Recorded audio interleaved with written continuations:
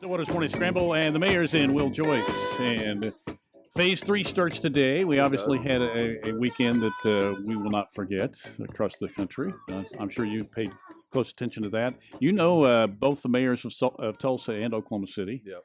I saw, and I think I sent you. I don't know if I sent you a copy of that or not, but I saw G.T. Bynum on MSNBC actually yesterday, and he was so good Yeah. in talking about what they were doing to commemorate and cause awareness and everything of it was the 99th anniversary of the Tulsa race massacre. And he was spot on. I mean, I just thought he was really good enough about how they took it out of the newspapers. History wasn't taught until probably in the 90s, Yeah.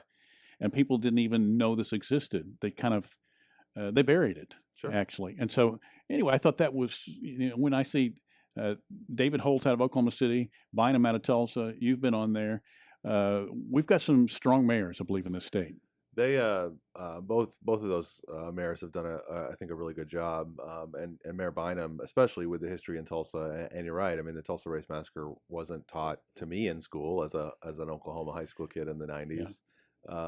If it was briefly mentioned. It certainly wasn't covered as the kind of event that it really it was, and the extent of the destruction and kind of what Black Wall Street was before that riot, so it's unfortunate, but I think GT has done a fantastic job, while he's been mayor and even before he was mayor on the city council, of recognizing that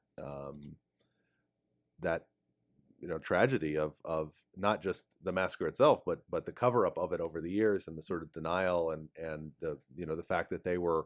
In fact, I met with him and David Holt here in Stillwater months back now to talk about some other issues, and that day he was I think the first day they were kicking off their search. They were doing like a radar underground scanning kind of thing to try to find some of the mass graves from that massacre, to be able to find bodies or remains and be able to properly identify them if they could, that sort of thing. So they've been working on that in Tulsa for several months, several years, to try to recognize the injustice that's been done there on that specific issue. And so I think, and the way he communicates about it's very clear and very understandable, and his recognition of what of what needs to be done, right? About the fairness and the justice of saying we need to recognize this as part of our history as a city and really as a state, and do what we can to recognize that and to honor the people who were unfairly and unjustly killed.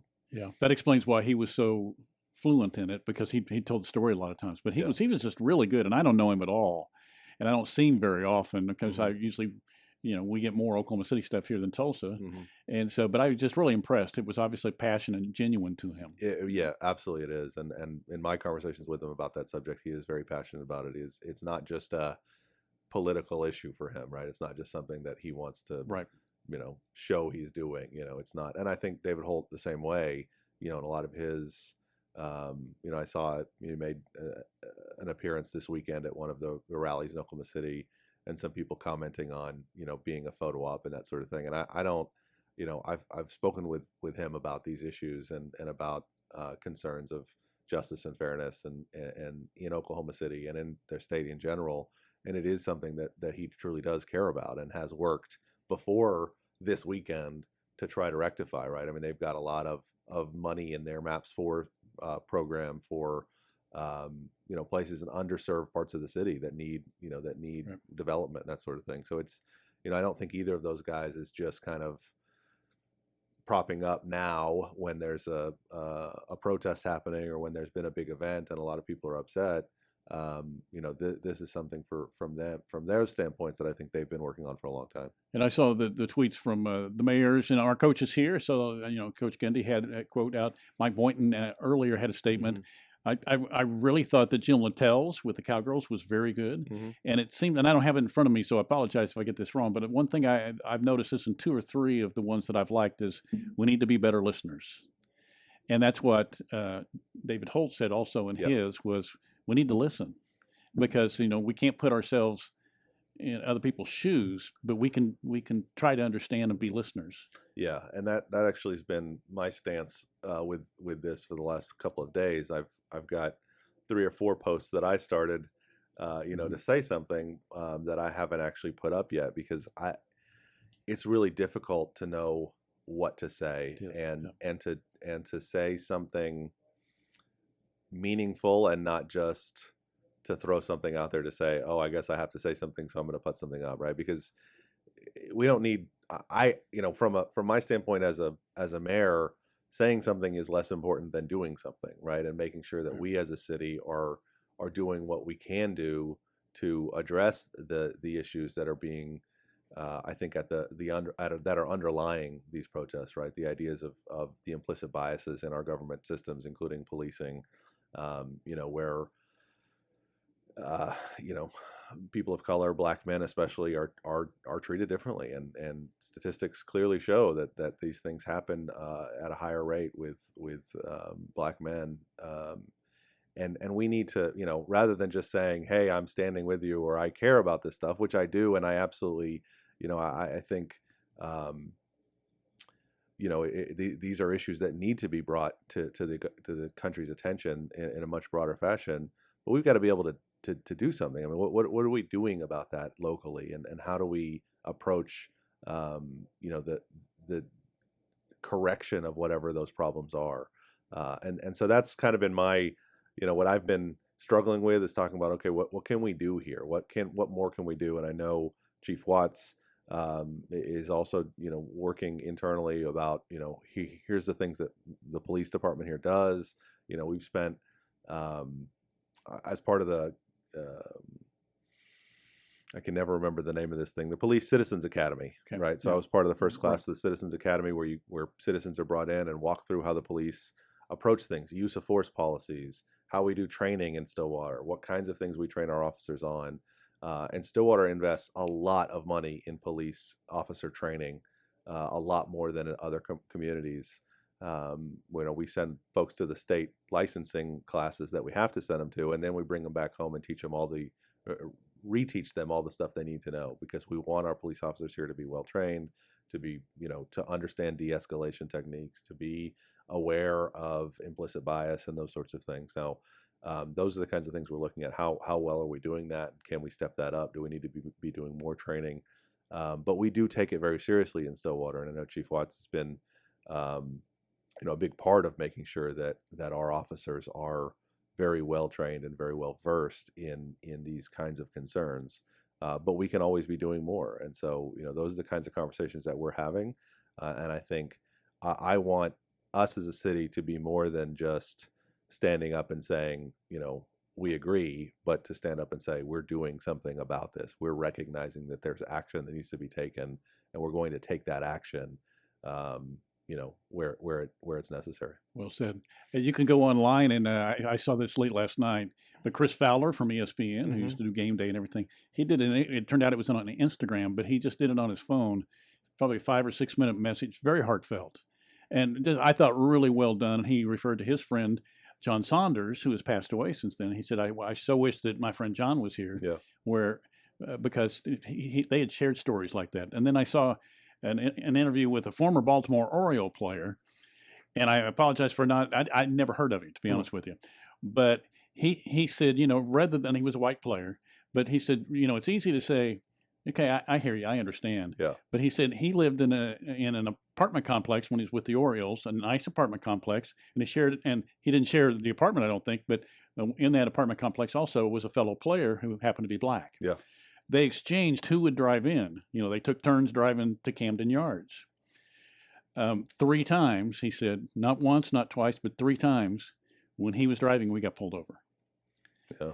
And once it was for a tail light, which wasn't out, as it turned out. And the other 2, they would just ask, what are you guys doing? How's your day going? Yeah. But they stopped him for no reason. He said 3 times he was stopped. I was never stopped, driving the exact same route, same day. Yeah. And so he said it is real. And absolutely. And so I thought stories like that are important to share, because it's easy. And you've probably seen the Atlanta mayor. And I thought she hit it out of the park. She's great, yeah. She's done a great job, and that's I mean I think that's the part for guys like us, middle-aged white guys, to sort of, I mean, those are the sorts of things that we need to really recognize and to look at and to understand, right? I mean, one of my coworkers at Interworks, my day job, one of our CEO COO is black, and he's we've had some of these conversations about what it's like, and it surprises me sometimes to hear, like, okay, wait a second, like that really has happened, to you, and to not just recognize that it happens, but to understand what it feels like, or to try to understand, or to look at what it feels like to be, a successful baseball player who is going to get stopped, more often than your teammates just because you're driving while black, and it's not just an inconvenience, right? I think that's part of the thing that we go, oh well, nothing really happened, so you got stopped. It's not that big of a deal. But I mean, that the psyche and the fear and the concern that you would have in that situation. I mean, it's really difficult for me to understand that, right? Because I've been stopped, and I get, and it's because you were doing something. And I'm speeding, and I got stopped, and I go, okay, I'm going to be respectful, and I'm going to do the things that I need to do. But I don't have that sort of underlying fear. I have the privilege of not having that concern, that even though I wasn't doing anything wrong, and even though I'm doing everything I need to be doing, I could be subject to more potential problems here, and potentially violence, just because of the color of my skin. And that's I think that mindset that I don't understand well, right? And that I need to hear from other folks to help me understand what it's like to be in that kind of a place where you are worried about that kind of thing, and fairly so. And it's I think it's a totally different outlook on the world that I don't get all the time, and I need to see that. And I really appreciated those, because I need to do the same thing, and because they've all said I need to listen better. Yeah. And you can't put yourself in the shoes, but you need to listen better. Yep. I can remember years ago when the actor Danny Glover said, and he couldn't get a cab sometimes. He'd go out, and it's raining. He sees all these other people. He's standing on the corner. He's a movie star. Yeah. But he doesn't look like the people on the corner that were getting the cab rides. Yeah. And so you hear those stories, and I think we're hearing them more. So hopefully we'll be better listeners. We absolutely need to be, for sure. And we need to recognize, I think we really do need to recognize that there's a difference. It's easy, I think, for white Americans right now to say, oh, there's not this explicit racism that happens, right? It's not this open, what we were taught about racism in the 50s or 40s or 30s, I mean, back in the day, right? Oh, that doesn't happen anymore. We don't have, explicit segregation. But I think what our black neighbors want us to understand is how deeply ingrained that is, and how much it really does affect their day-to-day lives, even though we look at it and say, oh, there's nothing, it's not nothing segregated, nothing, there's not this overt racism happening, but it does under the surface. It is happening, and I think it's very easy for us to sort of ignore that, or to not see it, because it's not happening to us, and to listen well, and to understand, and to believe them when they say that, right? I think that's part of sometimes what happens is somebody goes, oh, well, I was treated poorly, and you go, oh, well, maybe so, yeah, but it is happening, it is, and that mindset and that fear, even if what happened to Mr. Floyd in Minneapolis is several, it's not local, right? And so you go, well, but that does inform how a black man in Stillwater might feel about getting stopped, right? And even though that event didn't happen here. And so I think there's so much understanding that needs to happen, and so much recognition of what it must be like, right? I mean, it's very hard for us to understand that, but what it is like to live in a world, in that world, and through those eyes, that it's hard for us to understand, and we really need a better effort on that part. Right. Well, I appreciate all that, and I know as a community leader, you've felt that way about probably writing something, and I know in reading what the coaches were writing, they almost all echoed the same thing, and saying, I've had trouble putting into words. Yeah. Because you want the perfect words. Yeah. And what would those be? Well, yeah. I mean, you want them to mean something, and to result in improvement, and that's what's so tough about posting things online. It's great, and people need to hear it can be good, and people, need to hear your support in these times, but it's also not enough at all, right? And from my standpoint, as with the responsibility of being the mayor, I really don't want to pay lip service to this problem. I really want us to figure out how to make change and to address the issue locally in our community. And I want to make sure that when we do take that step, that it is a real step and not, not just a comment on Facebook. Right. Well said. We're in good shape with commercial breaks. Okay. Well, let's talk about what's going on in phase 3, because COVID-19 is still out there. COVID-19 is still out there. If you were taking part in protests this weekend, as the mayor of Atlanta said, hopefully you were practicing social distancing and covering your face to the extent possible, but you should also consider going out and having a COVID test just in case, because there were some big crowds and some folks who were packed together, and those are the kinds of places where we see this. But so phase 3 kicks off today per the state plan of reopening. Not a lot of big changes. Really, there aren't any businesses since May 15th. There haven't been any businesses in the state that are forced to be closed at this point. So there's no restrictions really to lift when it comes to business openings and that sort of thing. We will see an expansion of the limitation on gatherings, right? In phase 2, it was 50 people. That will go up or go away. I'm still sort of waiting to see what the state and the federal guidance is on phase 3. There's some not a lot of clarity in some of these suggestions. But other than that, I mean, in Stillwater, City Hall, more access to City Hall. You're seeing the community center will be available for some types of events, not necessarily huge events right now. Some more of the sports facilities are available. Start playing games and youth sports in June 1st today. We'll see the public library open here in another week or so. Okay. With limited, some limitations I around would think that. they'd be able to safe distance pretty well. They can in certain areas, right? I mean, but they can't have some of the events, people touching all the books, and and then you come along behind and touching all, I mean, so you've got that concern, and then you've also got, a lot of folks use shared computers at the library. The use of the internet and computers at the library is one of the big, major draws, and so they've been talking about how do we space people out in that area, and then keep computers disinfected after use and that sort of thing.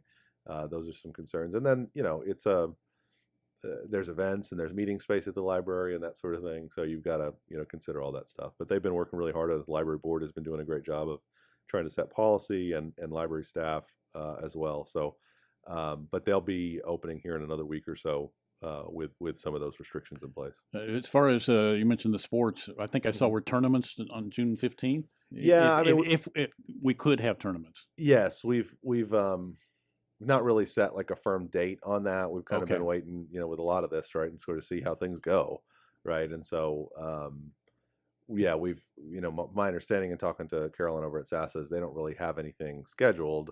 It would be later in the summer if they scheduled. They did have a tournament that was scheduled for this past weekend that we did ask them to cancel based on the phase 2 limit of 50 people being in a gathering. So I think are going to try to push that back to later in the summer, and we'll sort of see. Yeah, June 15th would probably be the earliest, but I don't think they're really planning on anything that early. You mentioned the number of people. We were talking about the Payne County Expo and all the great things that they do. Is there a limit to how many people they can have after phase 3? No. Well, so no. First of all, they're not in the city, so I don't. Yeah. I don't regulate. I walked into that Payne trap County last Expo. week too with somebody. That's a county thing. That's a county thing, and but no, I would not expect that there will be a limitation in terms of the numbers of folks that can gather out there. I know that they will still be implementing social distancing guidelines and that sort of thing for events out there here in the near future.